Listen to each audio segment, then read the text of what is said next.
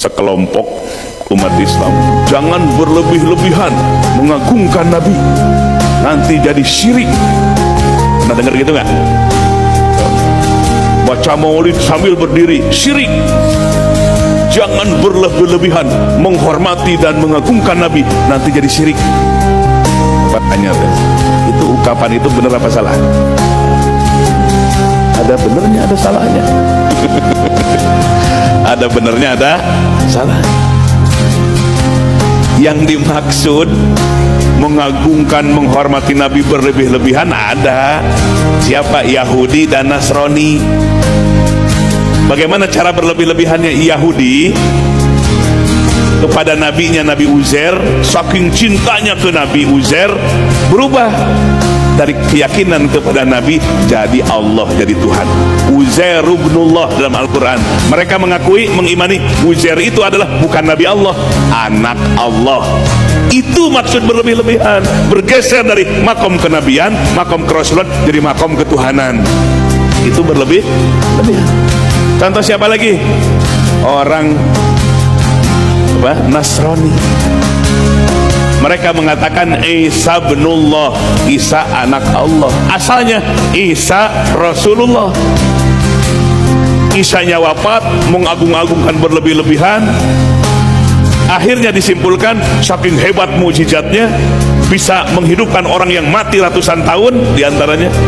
Akhirnya keyakinannya berlebih-lebihan menjadi ketuhanan. Isa anak Tuhan, Yesus anak Tuhan. Itu berlebih-lebihan yang sebenarnya. Maka jadi jatuh kepada syirkul akbar, syirik besar. Tapi kalau hati kita meyakini kepada Nabi kita adalah Nabi Allah, Rasul Allah, tidak bergeser jadi Tuhan, tidak bergeser jadi anak Tuhan, sehebat apapun penghormatan kita, tidak akan bergeser keyakinan kita kepada Nabi Muhammad sallallahu alaihi wasallam. Bapak Ibu sekalian, kalau dibuka lembaran-lembaran para sahabat mengagungkan Nabi dibandingkan dengan kita hanya baca maulid berdiri, nggak ada apa-apanya. Orang Sunda mah nggak ada apanya nih. Tai kuku, setai kuku pun nggak ada. Penghormatan kita kepada Nabi dibandingkan dengan penghormatan, pengagungan para sahabat kepada Nabi Muhammad sallallahu alaihi wasallam. Contoh Bapak Ibu sekalian, penghormatan, pengagungan kepada Nabi. Nabi satu waktu di kemah berkeringat bercucuran, Sulaim menyekanya, kemudian keringat Nabi dimasukkan ke botol. Bangunlah Nabi. Ada apa wahai Sulaim? Beliau menceritakan ini, kata Sulaim, senyum. Nah, kamu berlebih-lebihan, syirik. Nggak begitu. Ada nggak begitu? Pas keringat Nabi diseka, dimasukkan ke dalam botol, lalu Nabi bangun. Apa-apaan kamu? Lalu kata Nabi, syirik kamu berlebih-lebihan. Enggak, Nabi senyum aja. Itu mah ekspresi kecintaan. Lalu kata Sulaim sudah dapat air keringat Nabi ke anaknya. Hei, aku wasiat, kalau aku mati, botol ini walaupun keringat Nabinya sudah tiada menguap, maka masukkanlah bersama jenazahku. Itu saking cintanya kepada Nabi. Berlebih-lebihan apa enggak? Enggak. Berlebih-lebihan itu kalau Nabi Muhammad disebut anak Tuhan atau disebut Tuhan. Sepanjang dalam koridor Nabi Allah, Rasul Allah, setinggi apapun penghormatan kita, tidak berlebih-lebihan. Nabi itu kalau wudhu di bawah tangan para sahabat, di bawah Nabi tangan para sahabat, bekas air wudhu diperebutkan, usap-usap ke wajahnya dan ke tubuhnya. Berlebih-lebihan nggak? Kalau kata sebelah mah berlebih-lebihan itu syirik itu ke sahabat. Nabi membiarkannya.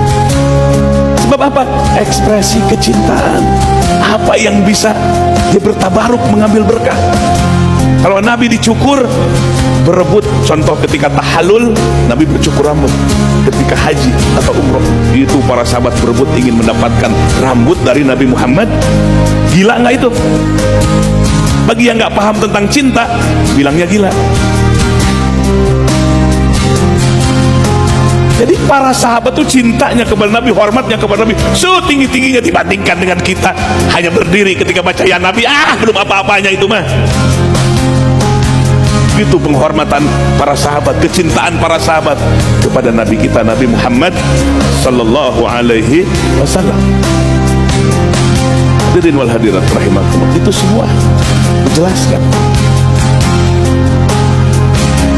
Apa yang dipakai, contoh Nabi Yusuf alaihissalam.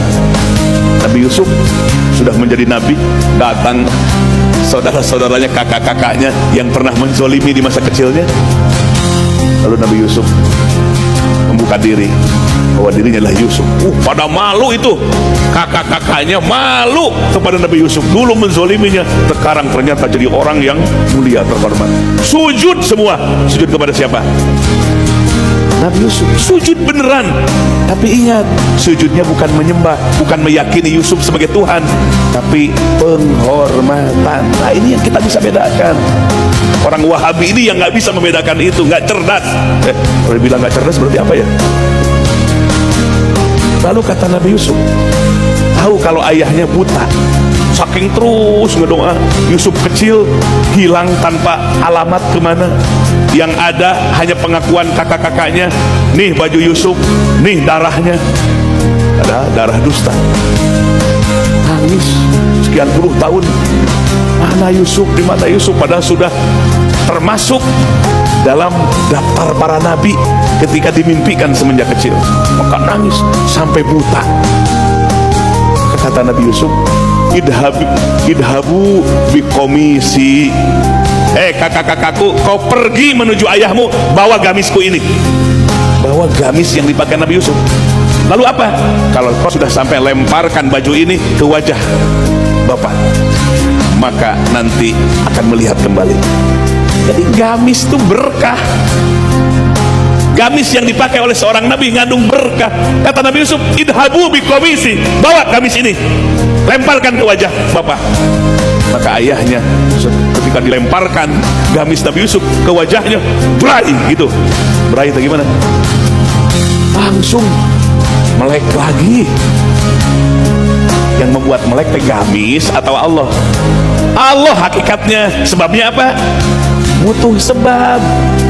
Kalau nggak butuh sebab bertabaruk ke gamis, udah aja tinggal ngedoa Nabi Yusuf. Ya, capek-capek harus gamis dilemparkan ke wajahnya. Itulah Allah mengajarkan, ada asbab, ada sebab yang membuat terjadinya sesuatu. Tapi ingat hakikatnya siapa? Allah. Itu ajaran akidah yang benar.